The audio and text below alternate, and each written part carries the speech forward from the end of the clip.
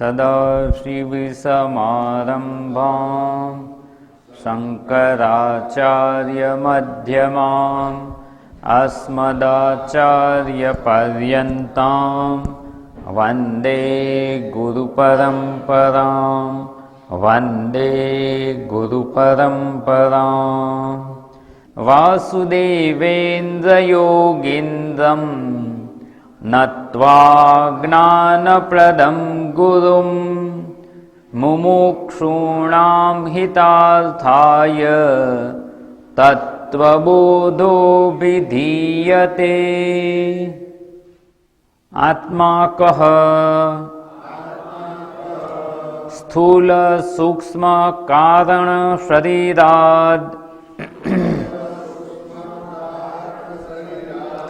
વ્યતિરિક્તઃ પંચકોશાતીતઃ સન અવસ્થાત્રય સાક્ષી સચ્ચિદાનંદ સ્વરૂપઃ સન યસ્તિષ્ઠતિ સ આત્મા. આત્મા એટલે શું? તો સ્થૂળ સૂક્ષ્મ અને કારણ શરીરથી જે જુદો છે. પંચકોશ અતીત, પંચકોશથી પણ જે પર છે. અવસ્થાત્રય સાક્ષી, ત્રણ અવસ્થા જે છે એનો પણ સાક્ષી છે, અર્થાત એનાથી પણ ભિન્ન છે. આ ત્રણ પ્રકારે વ્યતિરેકથી નિરૂપણ કરવામાં આવ્યું કે આ વસ્તુ આત્મા નથી. અને એમાં આપણે જોયું કે 3 શરીર વત્તા 5 કોષ અને 3 અવસ્થા એમ કરીને 11 વસ્તુ છે એ આત્મા નથી. આત્મા નથી અર્થાત કે અનાત્મા છે. અને અનાત્મા છે તો એ હું હોઈ શકું નહીં. તો જે હું નથી અને ભ્રાંતિથી એને હું રૂપે સ્વીકારેલ છે, તો એને અહીંયા આપણે વિચારણા કરી અને એમાં જો હું ભાવ રહેલો હોય તો એને દૂર કરવાનો પ્રયત્ન કરવાનો.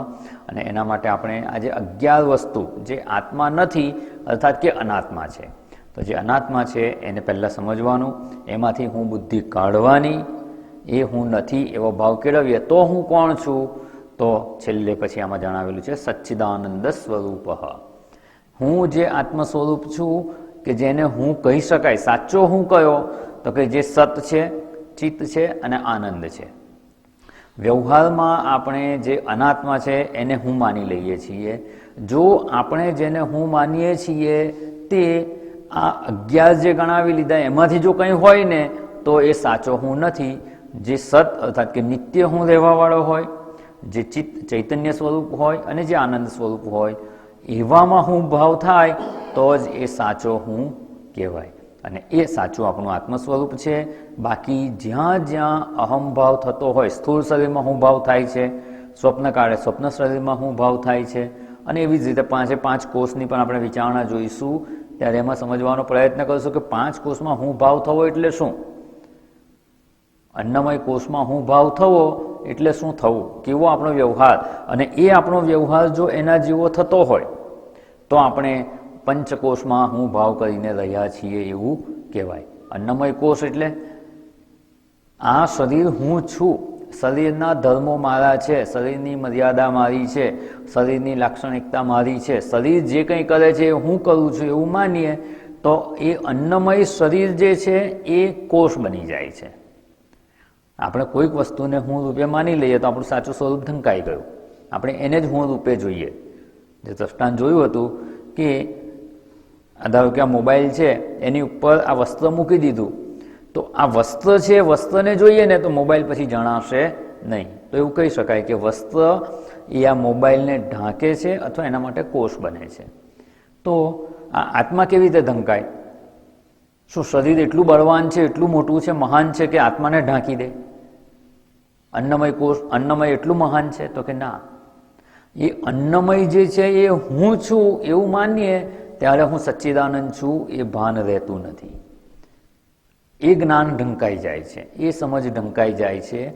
એટલે હું શરીર છું, હું અન્નમય જે શરીર છે હું છું એવું માનીએ ત્યારે હું આત્મ સ્વરૂપ છું એ ઢંકાઈ ગયું, એટલે એ આત્મ સ્વરૂપને ઢાંકનારી આ વૃત્તિ જે છે, આ ભ્રાંતિ છે, એને અહીંયા કોષ કહેવામાં આવે છે. એટલે પંચકોષ એનાથી પણ હું વિલક્ષણ છું. જો પંચકોષમાંથી કોઈમાં પણ હું ભાવ થતો હોય, ભ્રાંતિથી એને હું રૂપે સ્વીકારતા હોઈએ, તો એમાંથી કેવી રીતે આત્મબુદ્ધિ દૂર કરવાની?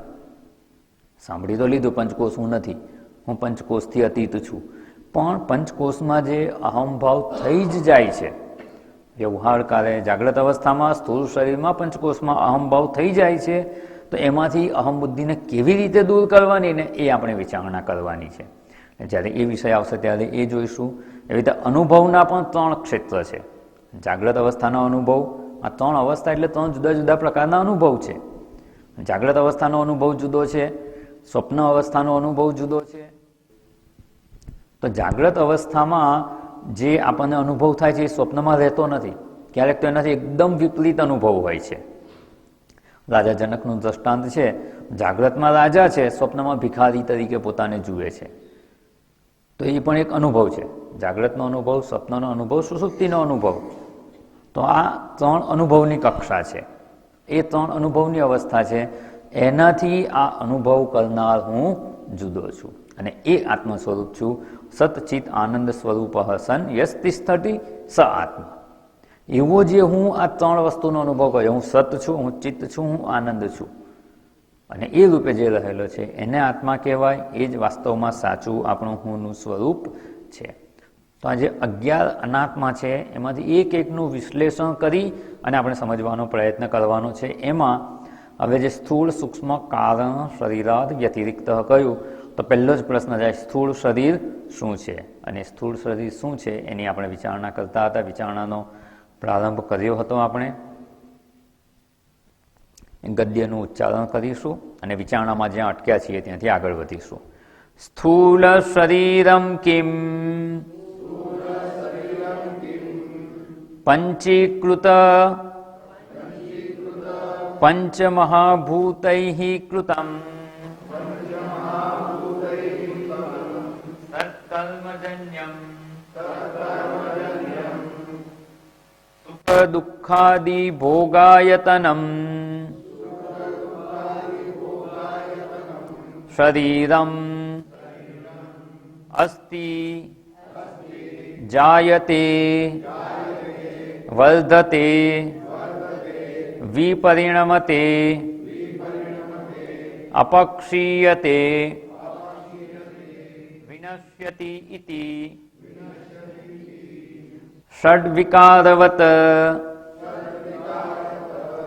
એતત સ્થૂલ શરીરમ પંચીકૃત પંચમહાભૂતૈઃ કૃતમ. આપણે આની વિચારણામાં જોયું હતું કે આ શરીરને સમજવા માટે આપણે 4 પ્રકારે વર્ગીકરણ કરી અને સમજવાનો પ્રયત્ન કરવાના છીએ. એમાં પહેલાં એની સ્થિતિ શું છે, એનું કારણ શું છે, એનું કાર્ય શું છે, એનું ફંક્શન શું છે, અને એનું સ્વરૂપ શું છે, એનું નેચર શું છે, એનો સ્વભાવ શું છે. આની આપણે વિચારણા કરવાની. તો પહેલાં સ્થિતિ શું? તો કે એતત સ્થૂલ શરીરમ. આ સ્થૂળ શરીર છે. અને સ્થૂળ શરીર, સ્થૂળતાની વ્યાખ્યા આપણે શાસ્ત્રના સંદર્ભમાં જોવાનો પ્રયત્ન કર્યો હતો. સ્થૂળ કોને કહેવાય? ઇન્દ્રિય ગોચરત્વમ સ્થૂલત્વમ. સ્થૂળપણું એટલે શું? તો કે ઇન્દ્રિય ગોચર હોવું એને સ્થૂળ કહેવામાં આવે છે. એટલે જે વસ્તુ ઇન્દ્રિય ગોચર છે ને એને સ્થૂળ કહેવાય. આ શરીર ઇન્દ્રિય ગોચર છે તો સ્થૂળ કહેવાય. અને આપણી ઇન્દ્રિયોને ગોચર પણ છે ને અન્યની ઇન્દ્રિયોને ગોચર પણ છે. એટલે આ શરીર પણ જો ઇન્દ્રિય ગોચર છે તો સ્થૂળ છે, અને જગતમાં પણ જેટલી વસ્તુ ઇન્દ્રિય ગોચર છે એ બધી સ્થૂળ કહેવાય. અને એમાં 5 ઇન્દ્રિયોનો વિષય બની શકે એ બધું સ્થૂળ છે. સામાન્ય રીતે જે ભૂલ થાય છે એમાં ઇન્દ્રિય ગોચર એટલે કે ચક્ષુ ઇન્દ્રિયથી જણાય એને સ્થૂળ માનીએ છીએ. ચક્ષુ ઇન્દ્રિયથી ન જણાય એને સ્થૂળ આપણે જલ્દીથી માનતા નથી. કે આ તો સૂક્ષ્મ છે, બહુ સૂક્ષ્મ છે. અવાજના તરંગો કેવા છે? ગઈકાલે જોયું હતું, શબ્દ સંભળાય છે તો અવાજના તરંગો છે એ સ્થૂળ કહેવાય કે સૂક્ષ્મ કહેવાય? વિજ્ઞાનની ભાષામાં કહીશું તો સૂક્ષ્મ કહેશે. શાસ્ત્રની ભાષામાં શું કહેવાશે? કઈ ઇન્દ્રિય ગોચર છે? શ્રવણેન્દ્રિયથી ગોચર છે. કંઈક સ્વાદ આવે છે, રસ છે, તો ઇન્દ્રિય ગોચર છે. કંઈ સ્પર્શ કરીને જાણી શકીએ છીએ તો ઇન્દ્રિય ગોચર કહેવાય. આમ પાંચે પાંચ ઇન્દ્રિય દ્વારા જે જણાય એને સ્થૂળ કહેવામાં આવે છે. અને આની વિસ્તારપૂર્વક આપણે વિચારણા જોઈ ગયા છીએ. એની સ્થિતિ શું છે તો કે સ્થૂળ છે એ આ સ્થૂળ શરીર છે. આપણી ઇન્દ્રિય અને અન્યની ઇન્દ્રિયોથી પણ જાણી શકાય. હવે આજે પાંચે પાંચ ઇન્દ્રિયો ચક્ષુ, શ્રોત્ર, ત્વચા, રસના અને ઘ્રાણ એના દ્વારા જે જણાય એ બધું સ્થૂળ કહેવામાં આવ્યું. પછી આપણે બીજો વિચાર જોયો હતો કે એનું કારણ શું. કોઈ પણ વસ્તુ વિશે જાણવું હોય તો આટલા મુદ્દા જાણવા જરૂરી છે. શેમાંથી ઉત્પન્ન થયેલું છે? તો એનું કારણ અહીંયા છે પંચીકૃત પંચ મહાભૂતૈ કૃતમ. પંચીકૃત પંચ મહાભૂતમાંથી ઉત્પન્ન થયેલું છે. જ્યારે આવું કહેવામાં કે પંચીકૃત પંચ મહાભૂત, તો એનો અર્થ કે બીજું કંઈક એવું પણ હશે જે પંચીકૃત થયા પહેલા ઉત્પન્ન થયેલું છે, જેને અપંચીકૃત કહેવાય. પાંચ ભૂતો છે એ શુદ્ધ રૂપે છે તો એને અપંચીકૃત કહેવાય. પછી એને ભેગા કરી દઈએ યોગ્ય પ્રમાણમાં, શાસ્ત્ર એની પદ્ધતિ જણાવે છે. એ પ્રકારે જ્યારે ભેગા થાય ત્યારે એને પંચીકરણ થયું કહેવાય. ત્યારે પણ રહેશે તો ખરા જ આકાશ, વાયુ, અગ્નિ, જળ અને પૃથ્વી. પણ એ હવે શુદ્ધ રૂપે આકાશ એટલે એકલું આકાશ નથી. એ આકાશની અંદર બાકીના ચાર ભૂતના પણ અમુક અંશ છે. જે વાયુ, એ વાયુમાં પણ બાકીના ચાર ભૂતના અમુક અંશ છે. આને પંચીકરણ કહેવાય. એટલે પંચીકૃત થયા પછી જે ઉત્પન્ન થયું ને એ બધું સ્થૂળ.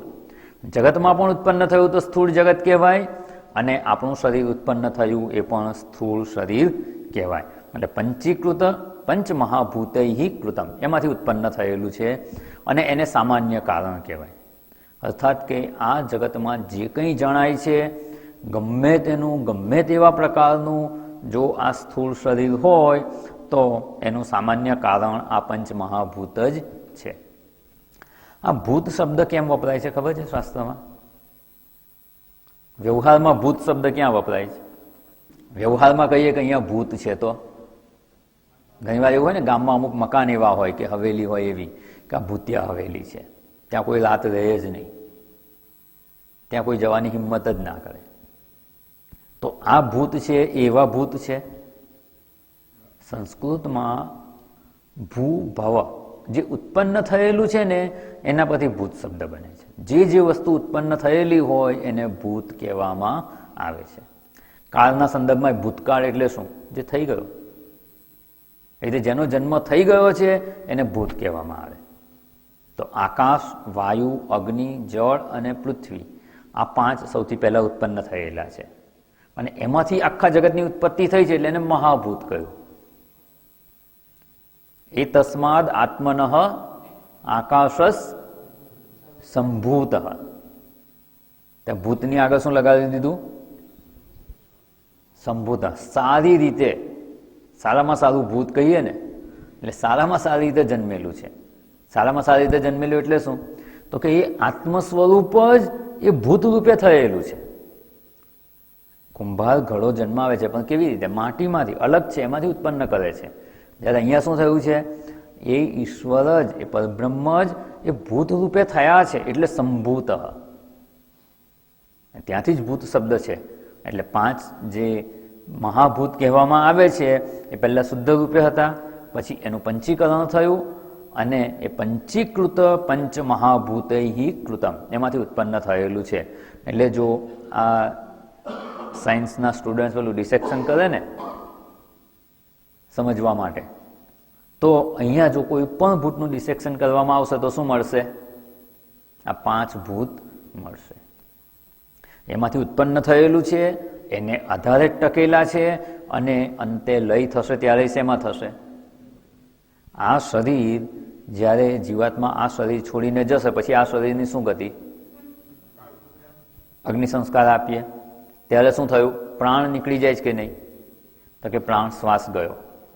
અગ્નિ તત્વ, તો કે શરીર જોઈ લે, શરીર ઠંડુ પડવા માંડે છે, અગ્નિ તત્વ નીકળી જાય છે. પૃથ્વી તત્વ, પૃથ્વી તત્વને આપણે અગ્નિ સંસ્કાર આપીએ એટલે એ રાખ થઈ જાય છે. જળ છે તે બાષ્પીભવન થઈને જળ તત્વમાં મળી ગયું. આકાશ તો કે જે જગ્યા આ શરીર રોકતું હતું એ જગ્યા હવે પાછી આકાશને મળી ગઈ. અને શરીરની અંદર પણ કટી આકાશ છે, પેટમાં આકાશ છે, કંઠનું આકાશ છે, આ બધા જે આકાશ છે એ પણ એ પોતપોતાના મૂળ આકાશમાં મળી જાય છે. એટલે પંચમહાભૂતમાંથી ઉત્પન્ન થયું, એમાં જ ટકેલું છે અને અંતે લય પણ એમાં જ થાય છે. એટલે અહીંયા કહ્યું પંચીકૃત પંચમહાભૂતૈ કૃતમ. આપણું મનુષ્યનું શરીર છે અને કેટલાય શરીર એવા છે જેમાં પૃથ્વી તત્વની શું કહીએ વધારે છે, પૃથ્વી તત્વ વધારે છે તો પાર્થિવ શરીર કહેવાય. કોઈકમાં જળ તત્વ વધારે હોય એ જળમાં સારી રીતે રહી શકે, કોઈક વાયુ તત્વવાળું શરીર હોય એ આપણને જણાય પણ નહીં એવું બને. એટલે કેટલી યોનિઓ એવી છે કે જેને આપણે જોઈ શકતા નથી. જેનું અગ્નિમય શરીર હોય તો, અગ્નિ તત્વ વધારે હોય તો, એટલે અગ્નિ તત્વ વધારે હોય તો એવા સ્થાને રહી શકે જ્યાં આપણે ઊભા પણ ના રહી શકીએ. આપણને એમ લાગે અહીંયા જીવન અસંભવ છે, ત્યાંય કેટલાય જીવો છે અને આપણે એને જાણી પણ નથી શકતા. એટલે આ પંચમહાભૂતમાં જેની પ્રધાનતા હોય એવું શરીર હોય પણ પાંચે પાંચ હોય તો ખરા છે, વત્તા ઓછા પ્રમાણમાં હોય. એટલે પંચીકૃત પંચમહાભૂતૈ કૃતમ. આ પાંચ મહાભૂત કયા છે એનું વર્ણન આપણે જોઈ લીધું. અને ત્યારબાદ જે આવે છે વિશેષ કારણ, એની વિચારણા આપણે જોવાની બાકી હતી. આ જે વિશેષ કારણ છે ને એ હવે થોડુંક સમજવાની આવશ્યકતા છે. જે એક દ્રષ્ટાંત જોયું હતું આપણે કે મકાન, બધા જ મકાનો બનેલા છે એ બધામાં સામાન્ય કારણ શું છે? રેતી, ઈંટ, સિમેન્ટ, સળિયા, આ બધું સામાન્ય કારણ છે. આટલી વસ્તુ તો હોય જ, પણ આપણે જે પ્લાન આપીએ એ પ્રમાણે કોન્ટ્રાક્ટર બનાવીને આપણને મકાન આપે છે કે આર્કિટેક્ટની ડિઝાઇન પ્રમાણે બનાવે. એટલે આપણી રિક્વાયરમેન્ટ પ્રમાણે કે આર્કિટેક્ટની ડિઝાઇન પ્રમાણે જે પ્લાન આપવામાં આવે એ પ્રમાણે મકાન બને. એટલે એક જ કોન્ટ્રાક્ટરે બનાવેલા હોવા છતાં મકાનોમાં ભિન્નતા છે, દરેકની ડિઝાઇન જુદી જુદી છે, છતાં એનું સામાન્ય કારણ તો એક જ છે. રેતી, ઈંટ, સિમેન્ટ, સળિયા, આ બધું જે વપરાય છે એ સામાન્ય કારણ છે, પણ મકાન જુદા જુદા દેખાય છે કારણ કે એમાં વિશેષ કારણ પણ છે. તો આપણું આ શરીર, બધામાં પંચમહાભૂતો છે અને છતાં બધાના શરીર જુદા જુદા જણાય છે. કોઈ બે શરીર એક સરખા છે ખરા? ના. એટલે આપણે થંબ ઇમ્પ્રેશન લઈએ તો બધાની જુદી જુદી હોય. આજકાલ આંખની કીકી સેન્સ કરીને એના સેન્સર આવેલા છે, એ પણ એક સરખી નથી હોતી. જો આટલી નાની નાની વસ્તુ પણ એક સરખી ના હોય તો બે એક સરખા શરીર મળે એવી તો સંભાવના જ નથી. તો આ બધા શરીરો જુદા જુદા છે, તો જુદા જુદા હોવાનું કારણ શું? સામાન્ય કારણ જોઈ ગયા. જે તો કહે ને સામાન્ય પ્રકાશ. આ હોલમાં સામાન્ય પ્રકાશ તો છે જ, પણ આ ટ્યુબલાઇટનો વિશેષ પ્રકાશ છે. સામાન્ય ચૈતન્ય બધે જ છે. સામાન્ય ચૈતન્ય વિશેષ ચૈતન્યને સમજવા આપણે દ્રષ્ટાંત આપીએ છીએ. અહીંયા આપણે સામાન્ય કારણ અને વિશેષ કારણને સમજવાનું છે. સામાન્ય ચૈતન્ય બધે જ છે, પણ વિશેષ ચૈતન્ય રૂપે જ્યારે જીવાત્મા રૂપે શરીરને ગ્રહણ કરે ત્યારે એ શરીર વિશેષ ચેતનવંતું જણાય છે. એટલે આત્મા બીજે નથી એવું નહીં, બીજે તો છે જ, સામાન્ય ચૈતન્ય બધે જ છે, પણ અમુક જગ્યાએ વિશેષ રૂપે છે, એ વિશેષ ચૈતન્ય કહેવાય. એવી રીતે અહીંયા સામાન્ય કારણ આપણે જોઈ ગયા. હવે વિશેષ કારણ શું છે? તો શાસ્ત્ર જણાવે છે સત્કર્મજન્યમ. આ શરીર ઉત્પન્ન થયું શેમાંથી? તો કે પંચમહાભૂતમાંથી પણ ઉત્પન્ન થયું અને સત્કર્મોથી પણ ઉત્પન્ન થયેલું છે. અહીંયા આપણે આ મનુષ્ય શરીરની વાત કરીએ એટલે સત્કર્મજન્ય છે. આમ કહીએ જો સામાન્ય અર્થમાં કહેવાય તો કર્મજન્યમ. કર્મજન્યમમાં પણ પૂર્વ કર્મજન્યમ, પૂર્વે કરેલા કર્મો જેવા હોય એવું આપણું આ શરીર બને છે. એટલે સત્કર્મજન્યમ એ વિશેષ કારણ છે અને એને લીધે બધાના શરીરમાં જે ભિન્નતા જણાય છે એનું આપણે ઉકેલ લાવી શકીએ એમ છીએ. નહીં તો સામાન્ય કારણ જ ખાલી કહી દીધું હોય પંચીકૃત પંચમહાભૂતૈ કૃતમ, તો આ જે શંકા થાય એનું સમાધાન કરી શકાય નહીં. એટલે અહીંયા વિશેષ કારણ એટલે શું? તો કે સત્કર્મજન્ય, એ પૂર્વકર્મના લીધે આ શરીર ઉત્પન્ન થયેલું છે. પૂર્વે જેવા જેવા કર્મો કરેલા હશે એમાંથી જે કર્મો પ્રારબ્ધ રૂપે પ્રગટ થયા છે, કર્મો તો અનેક જન્મોના અનેક કર્મો છે, એ બધા કંઈ એક સાથે ફળ આપતા નથી. તો જ્યારે જેટલા જેટલા કર્મો ફળ આપવા માટે તૈયાર થઈ જાય, પેલું કેરીનો ટોપલો હોય, કાચી કેરી લાવીને મૂકી હોય, તો આજે ધારો કે ખાવી હોય તો શું કરવાનું? આજે કઈ કેરી ખાવામાં વપરાશે? હા, એમાંથી ટોપલામાંથી જેટલી પાકી ગઈ હશે ને એટલી જ આપણે લઈશું અને એનો આપણે ખાવામાં ઉપયોગ કરીશું. એવી રીતે જે કર્મોના ફળ પરિપક્વ થઈ ગયા છે, જેના ફળ પરિપક્વ થયા છે નવા શરીરના જન્મ માટે, એને પ્રારબ્ધ કર્મ કહેવાય. અને એ પ્રારબ્ધ કર્મ એમાં પુણ્ય પણ હશે, પાપ પણ હશે, અને પુણ્ય પાપ રૂપી કર્મોના ફળ, સુખ અને દુઃખ એ ભોગવવા માટે આપણને આ શરીર પ્રદાન કરવામાં આવેલું છે. એટલે શરીરની ઉત્પત્તિ કેવી રીતે થઈ? શરીરમાં જે વિશેષતા જણાય છે બધી શેને લીધે છે? તો કે પૂર્વકર્મને લીધે. અને પૂર્વકર્મમાં અહીંયા આપણે જે સત્કર્મજન્યમ કહ્યું એટલે પુણ્યકર્મ, પુણ્ય વધારે હોય તો આ મનુષ્ય શરીર પ્રાપ્ત થાય. પાપ કર્મો વધારે હોય તો પાપ યોનિના શરીર પ્રાપ્ત થાય. પશુ યોની છે, કીટ પતંગ જે નિમ્નતર યોની છે એમાં પાપ વધારે હોય તો એવા શરીર પ્રાપ્ત થાય. ઘણા વધારે પુણ્ય હોય તો યક્ષ, ગંધર્વ, દેવલોક એવા શરીરો પ્રાપ્ત થાય. પણ પુણ્ય અને પાપ હોય, પણ એમાંય જો પુણ્ય થોડા વધારે હોય તો મનુષ્ય જન્મ પ્રાપ્ત થતો હોય છે. એટલે અહીંયા સત્કર્મજન્યમ ઇદમ સ્થૂલ શરીરમ, આ સ્થૂળ શરીર. અહીંયા સત્કર્મ કેમ કહ્યું? મનુષ્ય જન્મની એક વિશેષતા છે.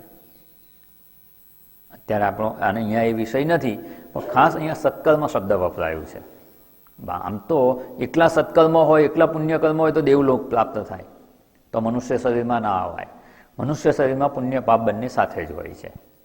પણ પુણ્યકર્મનો અહીંયા વિશેષ ભાર એટલા માટે મૂકવામાં આવે છે કે મનુષ્ય શરીરની જે વિશેષતા છે ને, કે જેમાં આત્યંતિક કલ્યાણનો પ્રયત્ન કરી શકાય છે. અધ્યાત્મ માર્ગે આગળ વધવાનો પ્રયત્ન માત્ર મનુષ્ય શરીરમાં સંભવ છે, એ સિવાય બીજા કોઈ શરીરમાં સંભવ નથી. 84 લાખ યોનિમાં મનુષ્ય શરીર એક જ એવું વિશેષ છે કે જ્યાં આપણે આ પ્રયત્ન કરી શકીએ. અને બીજા શબ્દોમાં કહે તો કર્મયોની પણ કહેવામાં આવે છે. કર્મયોની તો ખરી જ, પણ કર્મયોનીની સાથે સાથે આત્મતત્વની પ્રાપ્તિનો પ્રયત્ન મનુષ્ય શરીરમાં સંભવે છે. અને એવું મનુષ્ય શરીર પ્રાપ્ત થવામાં જે કર્મો નિમિત્ત બને છે એને સત્કર્મ કહેવાય. અને એવા સત્કર્મજન્યમ ઇદમ શરીરમ. એટલે અહીંયા કહ્યું, ધારો કે આ શરીરને બદલે બીજું શરીર પ્રાપ્ત થયું હોત તો સામાન્ય કારણ બરાબર છે, વિશેષ કારણ હોય તો વિશેષ કારણમાં એવું હોય કે આ શરીરને બદલે કોઈક બીજું, ધારો કે આપણા આશ્રમમાં જ મોર છે, આટલા બધા મોરનું શરીર પ્રાપ્ત થઈ ગયું. આજે સવારમાં બધા આવી ગઈ છે સેના, બહાર નીકળશો તો કદાચ દેખાશે પણ ખરી. તો બીજા કોઈ પણ પ્રકારનું ધારો કે શરીર પ્રાપ્ત થઈ ગયું હોત તો આ સત્સંગમાં આવી શકાય? આ મોર અંદર આવે છે, વાંદરાય નથી આવતો. ધારો કે આવે તો આપણે નીકળી જવું પડે. એ શરીર એવા છે કે જે આ અધ્યાત્મ માર્ગે પ્રગતિ કરવામાં ઉપયોગી થઈ શકે તેવા નથી. માત્ર મનુષ્ય શરીર જ એક એવું છે કે જે આપણને આત્મતત્વની પ્રાપ્તિના પ્રયત્નમાં મદદરૂપ થઈ શકે, અથવા એમાં હોઈએ ત્યારે પ્રયત્ન કરી શકીએ. એટલે એને અહીંયા સત્કર્મજન્યમ કહ્યું.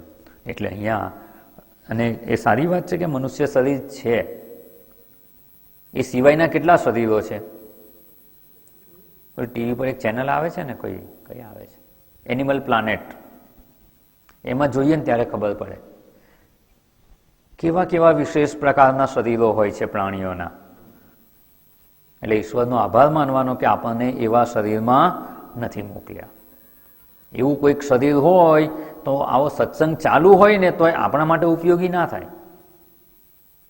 એટલે અહીંયા સત્કર્મજન્યમ જે કહ્યું એ આ શરીરની વિશેષતા છે. હવે બીજું, આ ચાલો આટલું કહી દીધું, એનાથી થયું શું? તો કે આપણી એક સમજમાં સુધારો થશે. આપણા સત્કર્મ એટલે પૂર્વકર્મોને આધારે આપણને આ શરીર પ્રાપ્ત થયેલું છે. પછી ઓલરેડી પૂર્વે કર્મો પરિપક્વ થઈ ગયા, પ્રારબ્ધ કર્મ અનુસાર શરીર ઉત્પન્ન થઈ ગયું. હવે જે ઉત્પન્ન થઈ જ ગયું છે, આપણને પ્રાપ્ત થઈ જ ગયું છે, એમાં કોઈ કમ્પ્લેન કરાય ખરી? ઓલરેડી પ્રાપ્ત થઈ ગયું છે એટલે ના કરાય. બીજું, આપણા જ કર્મોનું ફળ છે, કોને કમ્પ્લેન કરવાની? આપણે જ રસોઈ બનાવીએ અને ખાલી ખીચડીને શાક જ બનાવ્યું હોય ને કહીએ કે આપણને તો મેવા મિષ્ટાન મળતા નથી, તો કોને કમ્પ્લેન કરવાની? આપણે જ કુકરમાં ખીચડી મૂકી છે, ખીચડી મૂકી અને શીરો ખાવા મળે એવું બને નહીં. આપણા જ કર્મોના ફળ છે એટલે જે છે એ પ્રેમથી સ્વીકારવાનું. સત્કર્મજન્ય આપણા જ કર્મોના ફળ રૂપે આ પ્રાપ્ત થયેલું છે. જેવું પણ શરીર છે, આ સ્થૂળ શરીર સ્ત્રીનું મળે કે પુરુષનું મળે, કયું સારું? જે મળેલું છે ને એ સારું જ છે આપણા માટે. ઊંચું હોય કે નીચું હોય, હલકું હોય કે ભારે હોય, કાળું હોય કે ધોળું હોય, વાળવાળું હોય કે વાળ વગરનું હોય, જેવું છે તેવું આપણા જ કર્મોથી પ્રાપ્ત થયેલું છે એટલે એમાં કોઈ કમ્પ્લેન હોય નહીં. એક આખો દ્રષ્ટિકોણ બદલાઈ જશે. જે જીવનમાં ક્યાંય કોઈ પણ પ્રકારની કમ્પ્લેન થતી હોય ને તો સમજી લેવાનું કે આ કેવું છે? આપણા કર્મો અનુસાર મળેલું છે. બીજી બધી વસ્તુ પણ, સ્થૂળ જગત આખું, આપણી આજુબાજુના લોકો છે કેવા મળેલા છે આપણને? આપણા કર્મોના ફળ આપણને યોગ્ય રીતે મળે ને એટલે ઈશ્વરે જ એવા સગાવાલા કે અડોશી પડોશી કે મિત્ર મંડળ આપેલું હોય કે મારા જ સગા આવા કેમ, આવા માતા પિતા કેમ, આવા પુત્ર કેમ? સત્કર્મજન્ય આપણા જ કર્મોથી આ બધું પ્રાપ્ત થયેલું છે. એટલે જે કંઈ પ્રાપ્ત છે એ આપણા જ કર્મોનું ફળ છે. કોઈ આપણા કર્મોનું ફળ છે એટલે શું? એનું કારણ શું થયું? અત્યારે જે પ્રાપ્ત થયેલું છે શરીર અને શરીરની સાથે સંલગ્ન જે કંઈ છે તે જગત આખું આપણા કર્મો અનુસાર પ્રાપ્ત થયેલું છે એટલે કર્મોનું ફળ છે. જે આપણને કંઈ પ્રાપ્ત થયું છે એ ફળ છે, તો કર્મ શું કહેવાય એનું? આ કાર્ય થયું ને, ફળ પ્રાપ્ત થયું એટલે શું? કાર્ય. એ કેમ પ્રાપ્ત થયું? તો એનું કંઈક કારણ હોવું જોઈએ. કારણ શું છે? આપણા કર્મો, આપણા પૂર્વે કરેલા કર્મો. એટલે જે કંઈ આપણને પ્રાપ્ત થાય છે કે જે કંઈ ઘટના ઘટે છે ને એ કંઈક તો એનું કારણ હોવું જ જોઈએ અને આપણા કર્મો છે. કોઈ પણ વસ્તુ કારણ વગર થતી નથી, એનું કંઈક તો કારણ હોય. હા, શક્ય છે કે આપણને ખબર ના હોય એવું બને, મને આવું જ કેમ થાય છે, મારી સાથે જ કેમ આવું થાય છે? તો કે આપણા કોઈ કર્મો કયા એ ખબર નથી આપણને, એ આપણે જાણી શકતા નથી. એટલે એક શબ્દ છે ને કે અકસ્માત થયો, સાંભળ્યો છે શબ્દ? અકસ્માત શબ્દ સાંભળેલો છે? અકસ્માત એટલે શું? અચાનક એવું નહીં. અચાનક શબ્દનો શું અર્થ થશે? અકસ્માત સંસ્કૃત શબ્દ છે. કસ્માત એટલે શું? કસ્માત કેવી રીતે, કયા કારણથી થયું? કસ્માત કારણાત ઇદમ સંભવતી. શેમાંથી આ બને છે? કસ્માત કારણાત. એટલે કારણ વિશે પ્રશ્ન પૂછવામાં આવે ને ત્યારે કહેવાય કસ્માત. તો અહીંયા અકસ્માત એટલે શું? કારણ વગર. એટલે અકસ્માત થયો એટલે શું? કંઈ કારણ જ ખબર નથી, કેવી રીતે ગાડી ભટકાઈ ગઈ. જો તમને ખબર હોય ને કે આ ગાડી હું ભટકાવું છું, હું એક્સિડન્ટ કરું છું, આ ડિવાઈડર છે એમાં ચઢાવી દઉં છું, જાતે કરો તો એને અકસ્માત કહેવાય નહીં. અકસ્માત કોને કહેવાય? આગ લાગી ગઈ, ખબર હોય કે આપણે જ સળગાવ્યું છે, તાપણું કરેલું છે, બાજુમાં લાકડા બીજા પડેલા હતા અને એમ કરતાં કરતાં આગ લાગી ગઈ, તો એને અકસ્માત કહેવાય ના. અકસ્માત કોને કહેવાય? ખબર નથી, અમે તો ઘર બંધ કરીને ગયા અને પછી કલાક પછી જોયું ને તો આજુબાજુવાળાને ધુમાડો દેખાયો, કેવી રીતે આગ લાગી એ ખબર નથી, તો એને શું કહીએ છીએ? અકસ્માત. એટલે જ્યારે અકસ્માત શબ્દ બોલીએ ને ત્યારે અકસ્માત શબ્દ છે, અકસ્માતની આગળ અ લાગે છે, કારણ ખબર નથી. પણ હકીકતમાં તો કશી વસ્તુ અકસ્માત થતી જ નથી, કોઈ અકસ્માત છે જ નહીં. હા, એટલું બને કે એનું કારણ આપણને ખબર નથી એવું હોય, પણ કંઈક તો કારણ હોય જ. આગ લાગી એનું કોઈ કારણ નથી, છે કંઈક પણ તાપણું કરેલું હોય, ગેસ ચાલુ રહી ગયો, ઇલેક્ટ્રિકલ શોર્ટ સર્કિટ થઈ, કંઈક થયું અને આગ લાગી, કોઈક તો કારણ છે પણ આપણને ખબર નથી, એટલે આપણે એને અકસ્માત કહીએ છીએ. એટલે અકસ્માત થાય ને એ પણ કારણ વગર થતો નથી. કેવી રીતે ગાડી ભટકાઈ ગઈ તો કે ખબર નથી, અરે ઝૂકું આવી ગયું તો ક્યાંથી ખબર હોય? કારણ તો છે જ, આપણને ખબર નથી એટલે અકસ્માત કહીએ છીએ. એટલે કોઈ પણ વસ્તુ કારણ વગર થતી નથી. એના માટે વિચારણા કરી રહ્યા છીએ. આપણને જે કંઈ પ્રાપ્ત થયું છે ને, આ શરીરને સંલગ્ન જે કંઈ છે તે, શરીરનું સામર્થ્ય, ઊભા રહેવાનું સામર્થ્ય કોઈમાં ના હોય અને કોઈ સડસડાટ દોડી શકે એવું સામર્થ્ય હોય. કોઈકને નજીકનું સંભળાય નહીં, કાનમાં જઈને બોલીએ તોય ના સંભળાય, અને કોઈને દૂરનો અવાજ પણ સાંભળવાનું સામર્થ્ય હોય. એટલે શરીરના સામર્થ્યની વધઘટ હોય, શરીરને કોઈ પ્રકારની મર્યાદા હોય કે કોઈ વિશેષ સામર્થ્ય હોય. આ બધું જ શેને લીધે છે? કર્મજન્યમ. અહીંયા આપણો વિચાર છે, શરીરની ઉત્પત્તિ શેમાંથી થઈ એના કારણની વિચારણા છે, એટલે પૂર્વેના સત્કર્મજન્યમ. પણ કર્મજન્યમ તો ખરું જ, કર્મ વગર કંઈ નથી, કારણ વગર કશું થતું જ નથી. જે કંઈ છે આપણા જ કર્મોનું ફળ છે. અહીંયા ખાલી બીજી એક વિચારણા જોઈ લઈએ કે જો પૂર્વના કર્મોથી જ થાય છે તો અત્યારે કશું નહીં કરવાનું. આપણા શરીરમાં અત્યારે જે કંઈ આપણને પ્રાપ્ત છે તો છે એ જ સહન કર્યા કરવાનું. એટલે હું ખાસ શબ્દ કર્મજન્યમ. સત્કર્મ કે પૂર્વકર્મ તો શરીરની ઉત્પત્તિ માટે બરાબર છે, પણ ઉત્પત્તિ પછી આપણને જે કંઈ પ્રાપ્ત છે એમાં પૂર્વકર્મ વત્તા વર્તમાનના કર્મો પણ ખરા. પૂર્વના કર્મોથી આપણને શરીરનું સ્વાસ્થ્ય એવરેજ પ્રાપ્ત થયું છે. બહુ સ્વસ્થ પણ નથી અને એકદમ પથારીવશ હોય એવા બીમાર પણ નથી, પણ કંઈક નહીં ને કંઈક બીમારી ચાલ્યા કરે અથવા નાની મોટી એવી કોઈક બીમારી રહેતી હોય, એ આપણા કર્મોનું ફળ છે. અને એવું શરીર આપણને પ્રાપ્ત થયું છે. ઘણાને હોય ને નાનપણથી એવું હોય, શરદીનો કોઠો હોય, જેવી ઠંડી શરૂ થાય ને એટલે કફ થઈ જાય, શરદી થઈ જાય. આપણે એને કહેતા હોય છે કે આનો ગરમીનો કોઠો છે અને શરદીનો કોઠો છે. એટલે શું? પૂર્વથી આપણને પ્રાપ્ત થયેલું છે, જન્મથી જ આપણને એવું શરીર પ્રાપ્ત થયેલું છે. તો હવે શું કરવાનું? જો થોડોક પ્રયત્ન કરીએ, જો કશું ના કરીએ ને તો જેવું છે એવું તો છે જ. આ જ આયુષ્ય પૂરું થાય ત્યાં સુધી જેવું ટકે એવું તો ઈશ્વરે આપણને આપેલું જ છે. કોઈ વિશેષ પ્રયત્ન ન કરીએ તો એવું ટકે. જો કંઈક પ્રયત્ન કરીએ તો એક્સરસાઇઝ કરે, યોગા કરે, યોગાસન કરે, કંઈક પ્રયત્ન કરતા રહે તો થોડોક સુધારો પણ થાય. અને જીવન પદ્ધતિ આખી બગડી જાય, ખાવા પીવાનું ઠેકાણું ના હોય, ગમે તે ગમે ત્યારે ખાય, અને જીવન પદ્ધતિ જો બગાડી નાખીએ તો શું થાય? હોય એના કરતાં પણ બગડે. એટલે હું કહું છું કર્મજન્યમ.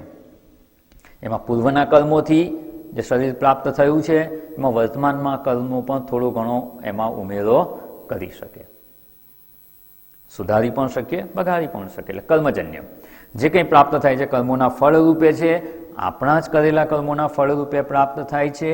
એ આનું વિશેષ કારણ છે. અને બધાના કર્મો જુદા જુદા છે.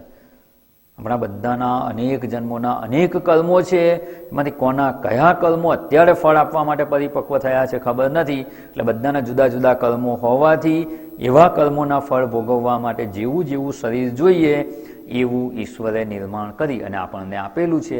એટલે પ્રત્યેકના શરીરમાં વિશેષતા જુદી જુદી હોય છે.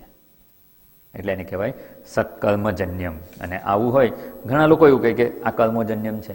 અમુકને નાનપણથી જ પેલી કહીએ ને હેરિડિટરી બીમારી હોય, આનુવંશિક બીમારી હોય, તો કે એ તો માતા પિતામાં હોય કે પૂર્વે કોઈકને હોય અને એમાંથી આપણને પ્રાપ્ત થઈ હોય.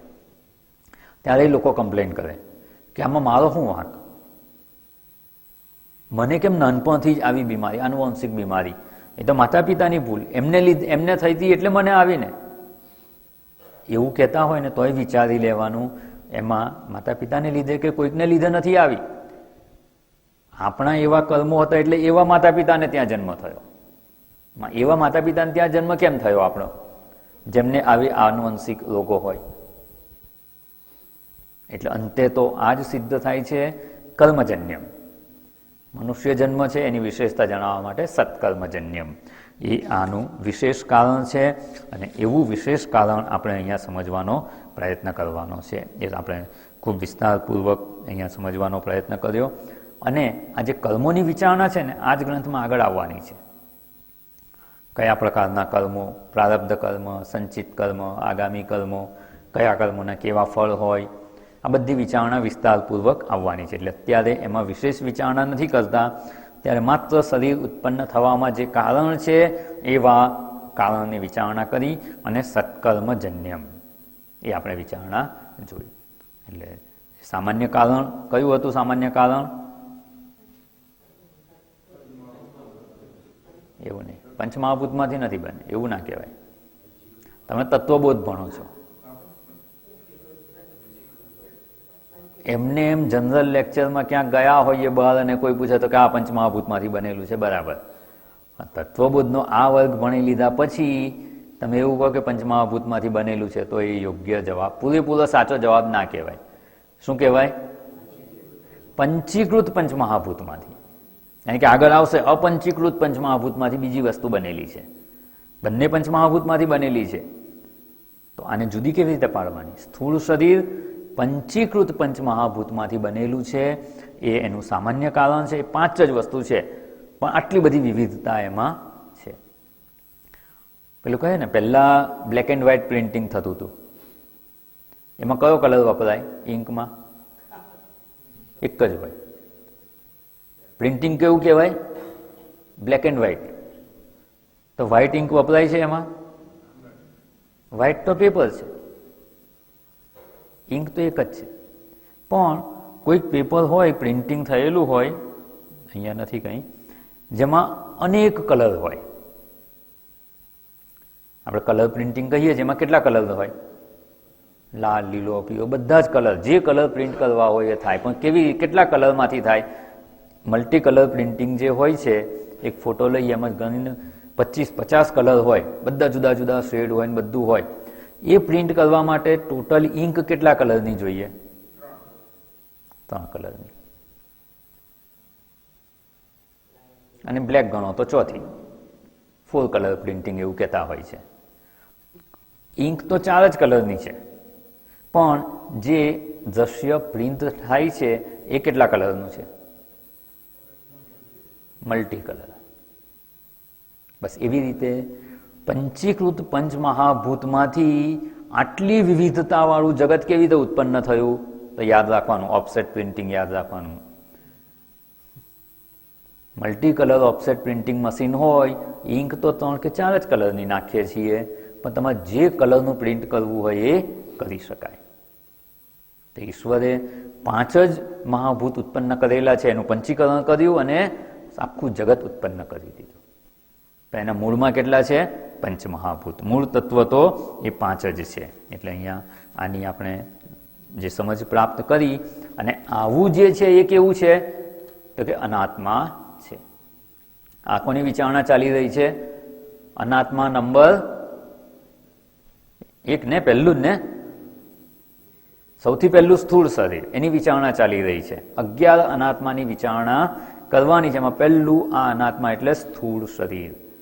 અને એ સ્થૂળ શરીર અનાત્મા નંબર 1 એની વિચારણા કરી. પછી 2, 3, 4, 11 સુધી આપણે વિચારણા કરવાની છે.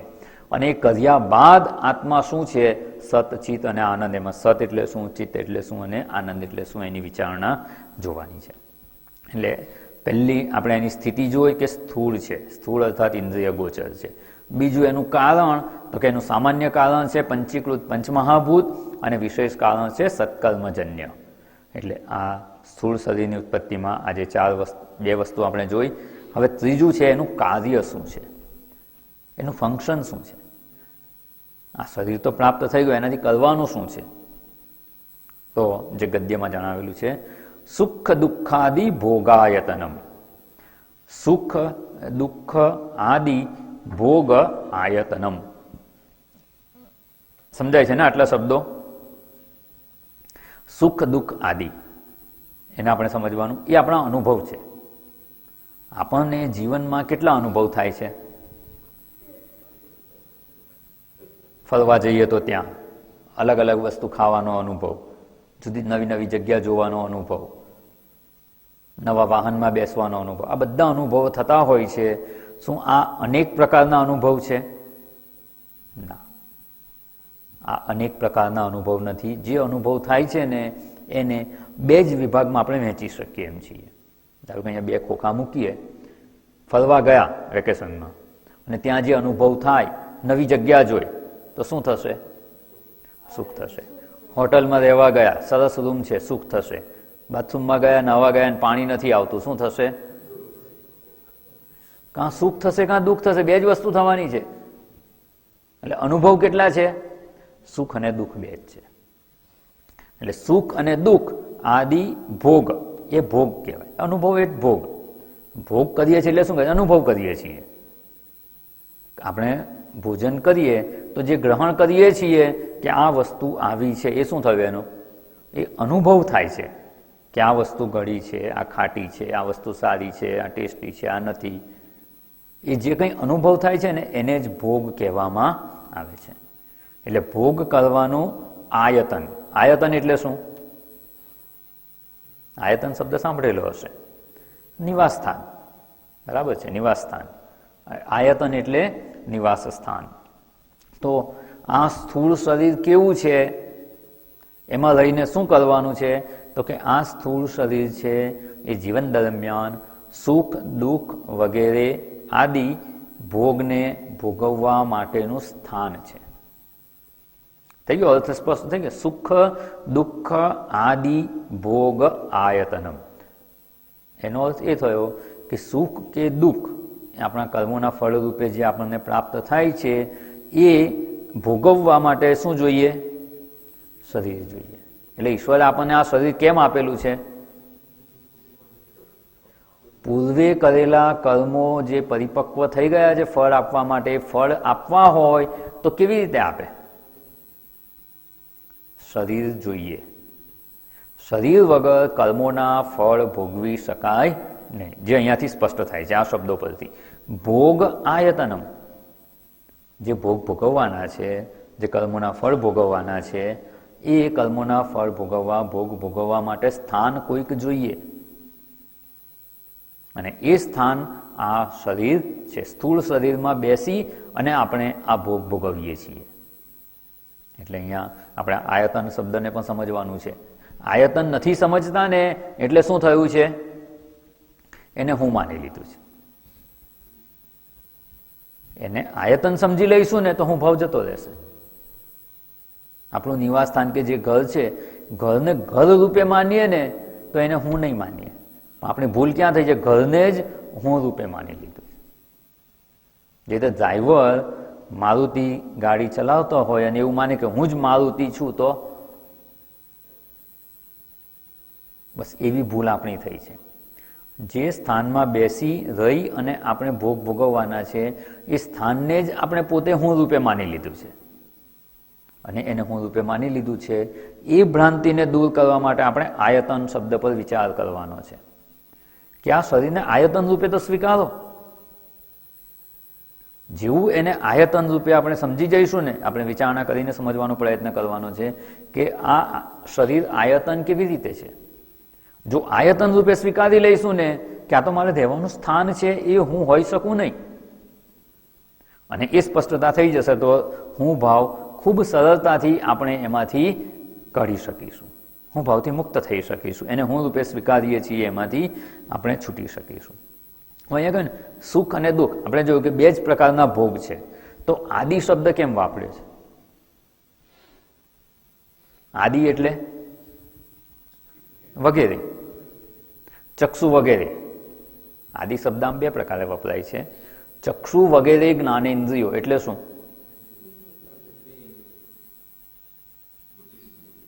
આદિ શબ્દનો અર્થ શું? ચક્ષુ આદિ એટલે ચક્ષુ વગેરે, એટલે ચક્ષુ સાથે બીજી પણ એના ગ્રુપની જે ઇન્દ્રિયો હોય તે ગણી લેવાની. અને બીજો અર્થ એવો છે કે ચક્ષુ જે ઇન્દ્રિયો સમૂહમાં આદિમાં છે, જે ઇન્દ્રિયો સમૂહ છે એમાં સૌથી પહેલા આપણે નામ લઈએ તો ચક્ષુથી જ લઈએ છીએ. ચક્ષુ, શ્રવણેન્દ્રિય, સ્પર્શેન્દ્રિય, રસના, ઘ્રાણ, એવી રીતે જ શરૂ કરે. તો ચક્ષુ જેના આદિમાં એટલે પહેલા, આદિ એટલે પહેલું, પૂર્વેનું જે ગ્રુપ ઓફ ઇન્દ્રિયોઝ આપણે વાત કરી રહ્યા છીએ કે ઇન્દ્રિયોનો જે સમૂહ છે એમાં સૌથી પહેલા કઈ છે તો કે ચક્ષુ, ચક્ષુ આદિ, એટલે ચક્ષુ પહેલા છે, એટલે એ પણ આખું ગ્રુપ આવી ગયું. અર્થ તો બંનેનો એક જ છે. અને ચક્ષુ વગેરે એટલે આદિના અર્થમાં છે, વગેરેના અર્થમાં છે.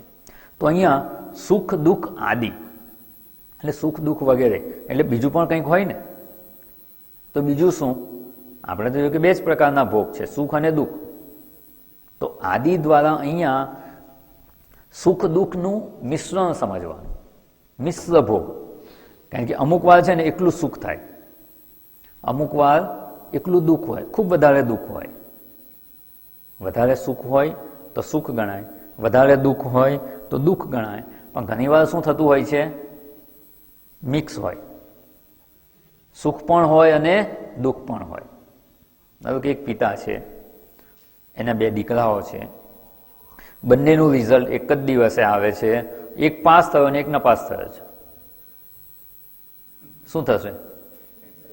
એક ક્લાસમાં ફર્સ્ટ આવે છે અને એક ફેલ થયો છે. બંને સાથે રિઝલ્ટ લઈને આવે છે, સુખ દુઃખ સાથે. અને વ્યવહારમાં આપણો સ્વભાવ જ એવો છે, બંને સાથે જોઈએ. લીંબુ શરબત બનાવે એમાં શું નાખે? ખટાશ પણ હોય, ખાંડ પણ નાખે અને મીઠું પણ નાખે. આ લીંબુ શરબત સિવાય બીજે ક્યાંય એવું જોયું કે ખાંડ અને લીંબુ બેવ નખાય? લાપસી બનાવે તો ખાંડ નખાય, અરે મીઠું અને ખાંડ બંને સાથે નખાય એવી કોઈ વસ્તુ ખરી? જેમાં મીઠું નખાય તો ફરસાણ બને, ખાંડ નાખીએ તો મીઠાઈ બને. બે જુદી જ વસ્તુ છે, છતાં એને આપણે ભેગી કરીએ છીએ. અને એ જ્યારે આપણે લીંબુ શરબત પીએ ત્યારે એનો મીઠો સ્વાદ આવે છે કે ખારો આવે છે? મિશ્ર આવે છે. એટલે અહીંયા માત્ર સુખ જ હોય, સુખ વધારે હોય તો એને સુખનો ભોગ કહેવાય, દુઃખ વધારે હોય તો દુઃખનો ભોગ કહેવાય. કોઈક બહુ મોટું દુઃખ આવી જાય અને એવું લાગે જીવન તો દુઃખી દુઃખી થઈ ગયા, અને બધું સેટ હોય, ક્યાંય કોઈ તકલીફ ના હોય, તેમ લાગે આપણે જીવનમાં તો બધે સુખ જ છે. અને કેટલાક દિવસ એવા હોય કે જ્યારે સુખ અને દુઃખ ભેગા હોય, અમુક સુખ પણ હોય, થોડું દુઃખ પણ હોય, બંને સાથે હોય. તો એવો જે હોય એટલે અહીંયા સુખ દુઃખ આદિ કહેવામાં આવેલું છે. એટલે આદિનો બીજો કોઈ વિશેષ અર્થ નથી. સુખ દુઃખ અને મિશ્ર એટલે બંને, સુખ પણ હોય દુઃખ પણ હોય. અને મોટા ભાગના દિવસો એવા જ હોય કે થોડુંક સુખ પણ હોય, થોડુંક દુઃખ પણ હોય. અને એ સુખ દુઃખ આદિ ભોગ આયતનમ, એનું ભોગવવાનું સ્થાન છે. અહીંયા આયતન શબ્દ છે. આના પછીના ગદ્યમાં સૂક્ષ્મ શરીરની વાત આવશે ત્યારે આ શબ્દ તો આ જ છે. પેલામાં પંચીકૃત પંચમહાભૂતૈ કૃતમ હતું, એમાં ખાલી અ લગાડી દેશે. અપંચીકૃત પંચમહાભૂતૈ કૃતમ સત્કર્મજન્યમ સુખ દુઃખાદિ ભોગ. હવે આયતનમ છે ને આ સ્થાન છે, અને સૂક્ષ્મ શરીર છે એ સાધન બને છે. સૂક્ષ્મ શરીર દ્વારા ભોગવાય છે, ભોગવે છે સૂક્ષ્મ શરીર. પણ ક્યાં રહીને ભોગવે છે? તો એનું સ્થાન છે, એટલે અહીંયા એને આયતનમ કહેવામાં આવેલું છે. સુખ દુઃખ ભોગવવાનું સ્થાન છે. સ્થાનની વિચારણા આપણે વિસ્તારપૂર્વક કરવાની છે, કારણ કે આ શું છે? થોડાક સમય માટે મળેલું છે. કેટલા સમય માટે મળેલું છે? હે? થોડું એટલે કેટલું?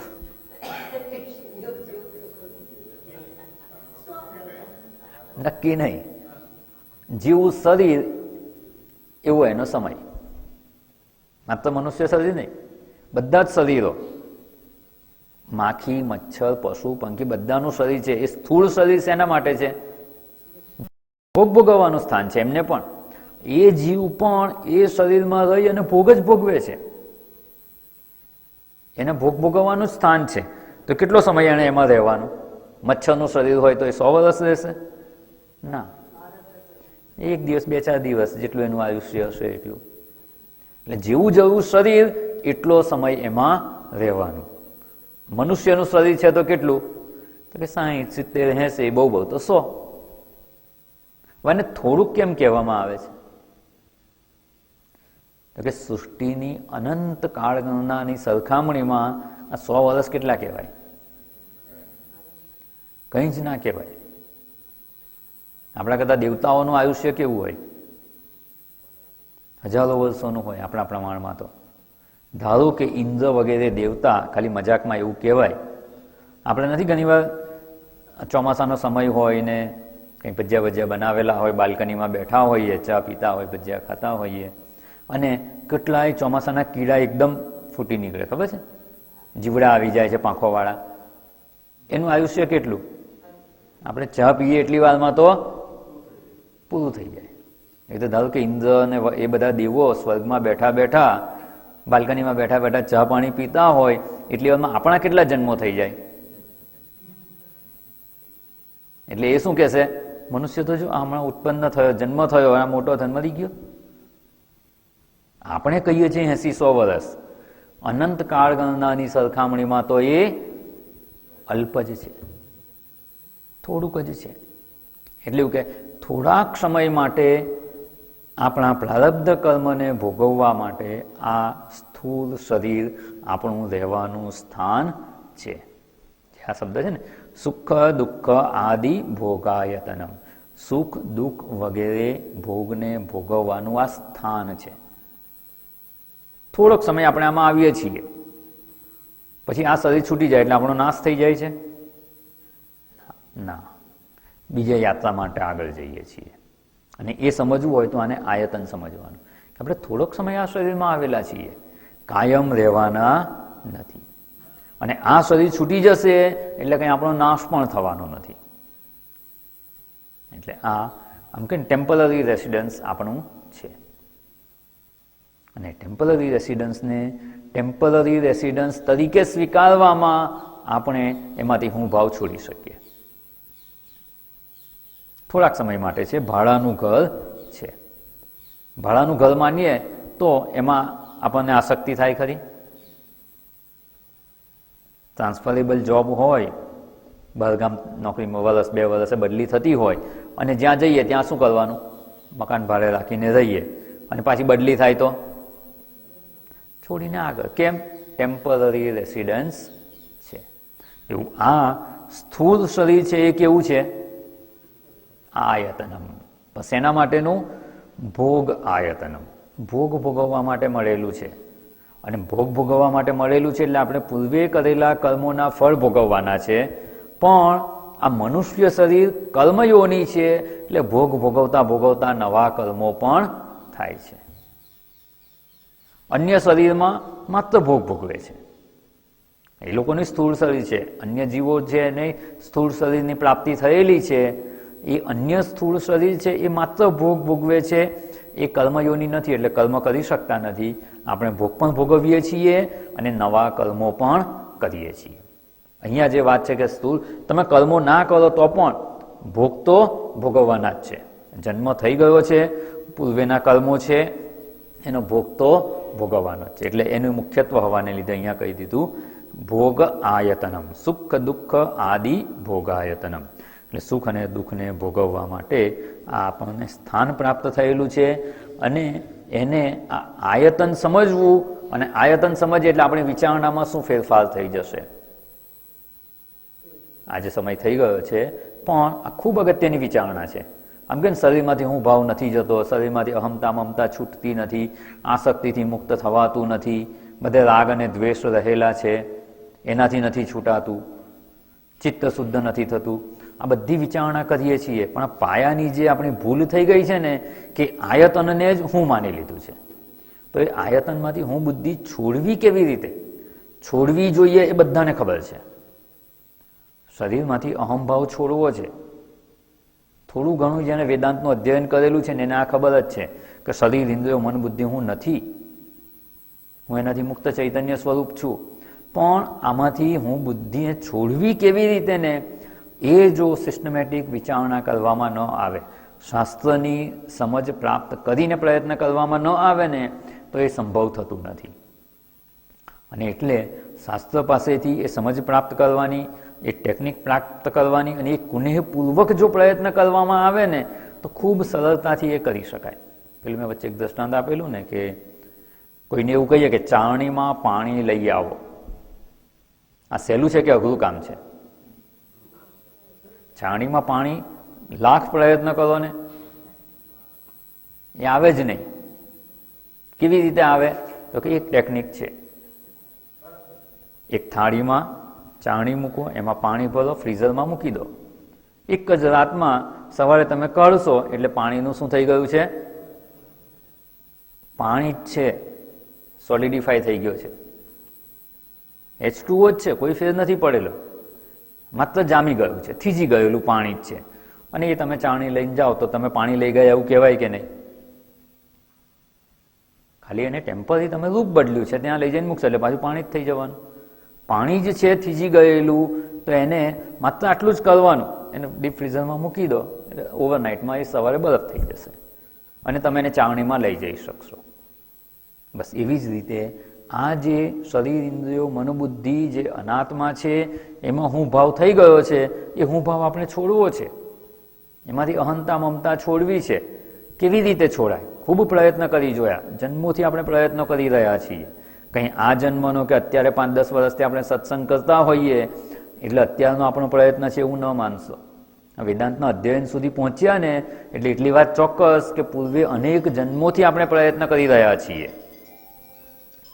અને એ પૂર્વેથી જે અનેક જન્મોથી પ્રયત્ન થઈ રહ્યો છે, છતાં એમાં સફળતા કેમ નથી મળતી? તો કે શાસ્ત્ર પાસેથી આ ટેકનિક આપણે સમજ્યા નથી. આ ટેકનોલોજી જો આપણે ઇમ્બાઇબ કરી શકીએ, એને પ્રાપ્ત કરી શકીએ, તો ખૂબ સરળતાથી આ દેહાદિમાંથી હું બુદ્ધિને છોડી શકીએ. અને એ વિચારણા અહીંયા શાસ્ત્ર જણાવે છે. જો એને સાચી સમજપૂર્વક ઉકેલવામાં આવે તો ખૂબ મદદરૂપ થઈ શકે એવી આ વિચારણા છે. તો એમાંથી અહંભાવ કેવી રીતે જાય? તો કે એને આયતન સ્વીકારી લો. હવે આયતન સ્વીકારી એટલે આપણી સમજમાં કેવા કેવા ફેરફાર થશે, આપણી સમજ કેવી સુધરી જશે, એની થોડીક આપણે વિચારણા કરવાની છે. આપણે પુનઃ મળીશું ત્યારે એની વિચારણામાં આગળ વધીશું અને સમજવાનો પ્રયત્ન કરીશું કે આ જે સ્થૂળ શરીરનું વર્ણન છે એ હું નથી. કેમ? તો કે અનાત્મા છે. અનાત્મા છે એટલે મિથ્યા છે, અને મિથ્યા છે તો એવું હોઈ શકું નહીં. હું સતચિત આનંદ સ્વરૂપ છું. એ વિચારણા આપણે કરવાની છે. આજે અહીંયા વિરામ લઈશું. ઓમ પૂર્ણમદ પૂર્ણમિદં પૂર્ણાત પૂર્ણમુદચ્યતે પૂર્ણસ્ય પૂર્ણમાદાય પૂર્ણમેવાવશિષ્યતે. ઓમ શાંતિ શાંતિ શાંતિ. હરિ ઓમ. શ્રી ગુરુભ્યો નમઃ. હરિ ઓમ.